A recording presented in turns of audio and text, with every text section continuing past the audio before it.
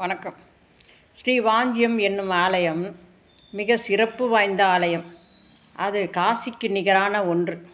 இந்த ஆலயம் கும்பகோணத்திலிருந்து ஒரு 28 கிலோமீட்டர் தூரத்தில் உள்ளது. இதுக்கு பஸ் வசதி உண்டு. தஞ்சாவூர்லேருந்து கூட வரலாம். ட்ரெயின் வசதியும் இருக்குது. நன்னிலத்திலிருந்து ஆட்டோவும் வருது, பஸ்ஸும் வருது, அப்படியே வரலாம்.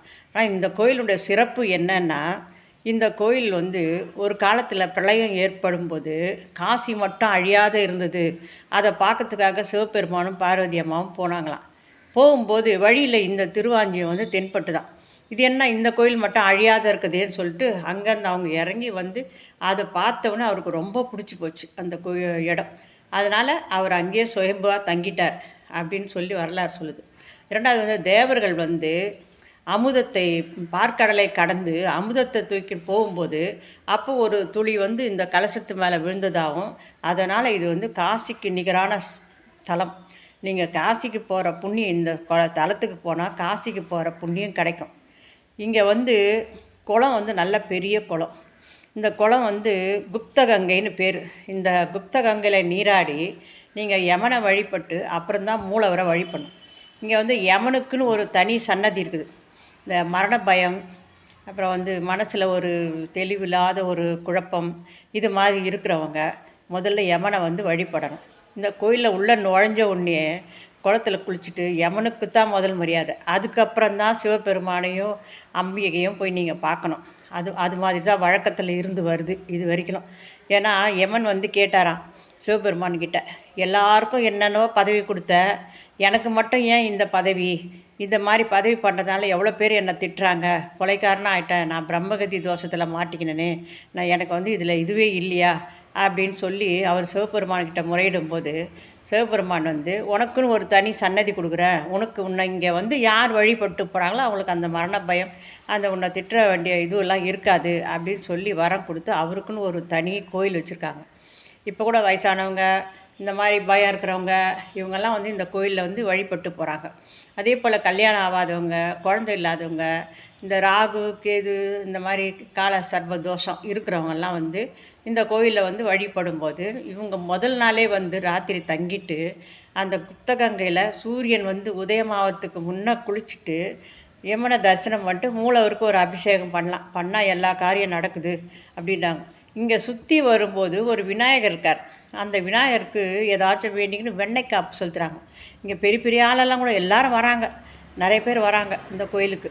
இந்த கோயில் அந்த காலசர்ப தோஷம், எந்த தோஷம் இருந்தாலும் அதை நிவர்த்தி பண்ணி புருஷன் பொண்டாட்டி ஒற்றுமை, கல்யாணம், இந்த மாதிரி பிள்ளை பேர், இந்த மாதிரி யார் யாருக்கு என்னென்ன குறை இருக்குதோ அந்த குறையெல்லாம் நிவர்த்தி பண்ணுது.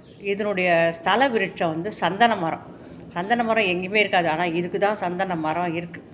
இந்த ஊரில் கோயிலில் இந்த ஊரில் யாராவது இறந்துட்டா கூட இந்த கோயிலை மூட மாட்டாங்க.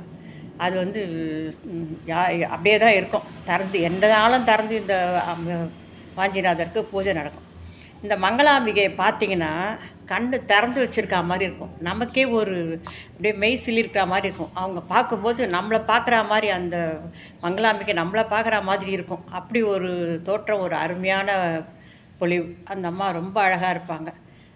இந்த கார்த்திகை மாதத்தில் இங்கே ஞாயிற்றுக்கிழமையில் ரொம்ப கூட்டம் இருக்கும், விசேஷமாகவும் இருக்கும். ஆனால் இந்த கார்த்திகை மாதம் ஞாயிற்றுக்கிழமையில் ரொம்ப விசேஷம். 3 வாரமும் நிறைய பக்தர்கள் வருவாங்க, நிறைய இதுவெல்லாம் செய்வாங்க, நல்ல விசேஷமாக இருக்கும், நிறைய கூட்டமும் இருக்கும். அந்த நேரத்தில் நீங்கள் போனால் உங்களுக்கு கொஞ்சம் இதுவாக இருக்கும். ஆனால் இங்கே தங்கறதுக்குன்னு சொல்லிட்டு, ஆனால் இது நகரம் கிடையாது, ஒரு கிராமம் மாதிரி தான், கிராமந்தான். நீங்கள் தங்கணும் அப்படின்னு சொன்னால் எதிரிலேயே, இந்த கோயிலுக்கு எதிரிலேயே ஒரு மண்டபம் ஒன்று கட்டி விட்ருக்காங்க. அது பொது, எல்லாம் குளிக்கலாம், சும்மா பேக் எடுத்து போய் வச்சுக்கலாம், சேஃப்டிலாம் இல்லை, படுத்துக்கலாம், செய்யலாம், ரெஸ்ட் எடுக்கலாம். மற்றபடி இந்த கோயிலுக்குன்னு சொல்லிட்டு தனி ரூமோ தங்கறதுக்கு அது மாதிரிலாம் இல்லை. பக்கத்துலேயே டிஃபன் கடை இருக்குது, சாப்பிட்லாம், வேணும்னா ஏதாச்சும் வேணும்னா சாப்பிட்லாம். நிறைய பஸ்ஸு போக்குவரத்து வசதிகள்லாம் நிறைய இருக்குது இந்த கோயிலத்தில். ஆனால் இந்த கோயிலுக்கு போனால் முக்தி தான், பிறவி பயனே கிடையாது, அடுத்த பிறவி இல்லை அப்படின்னு சொல்லுவாங்க. 7 ஜென்ம பாவத்தையும் விளக்கக்கூடிய ஸ்தலம். இந்த கோயிலுக்கு போனாலே நம்ம பாவங்கள்லாம் தொலைஞ்சிரும் அப்படின்னு சொல்லிட்டு புராணங்கள்லாம் சொல்லுது.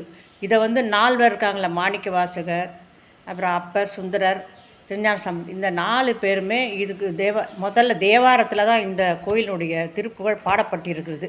இந்த 4 பேருமே இந்த கோயிலுக்கு வந்திருக்காங்க. இது ஒரு வரலாற்றில் இடம்பெற்ற கோயில் தான் இது. இதனுடைய சிறப்பே தனி. நீங்கள் ஒரு முறை போயிட்டு வாங்க. இந்த கோயிலுக்கு ரொம்ப அருமையாக இருக்கும். இந்த கோயிலில் போனால் நல்லது. எம்மனுக்கு வேறு எந்த இடத்துலையும் தனி சன்னதி கிடையாது.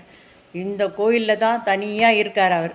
மற்றபடி எங்கேயுமே நீங்கள் கேட்டிருக்க மாட்டீங்க எம்மனுக்கும் சன்னதின்ட்டு. எனக்கும் தெரியல. தெரிஞ்சால் சொல்லுங்கள். உங்களுக்கு தெரிஞ்சால் எங்கேயாச்சும் இருந்தால் சொல்லுங்கள், நானும் தெரிஞ்சுக்கிறேன். ஆகமத்தில் இது தாராளமாக நீங்கள் போயிட்டு இதுக்குண்டான பரிகாரம் செய்கிறவங்க பரிகாரம் செய்யலாம். இல்லை சும்மா வேண்டின்னு வந்தாலும் போயிட்டு வரலாம். இது ரொம்ப நல்ல கோயில். நன்றி, வணக்கம்.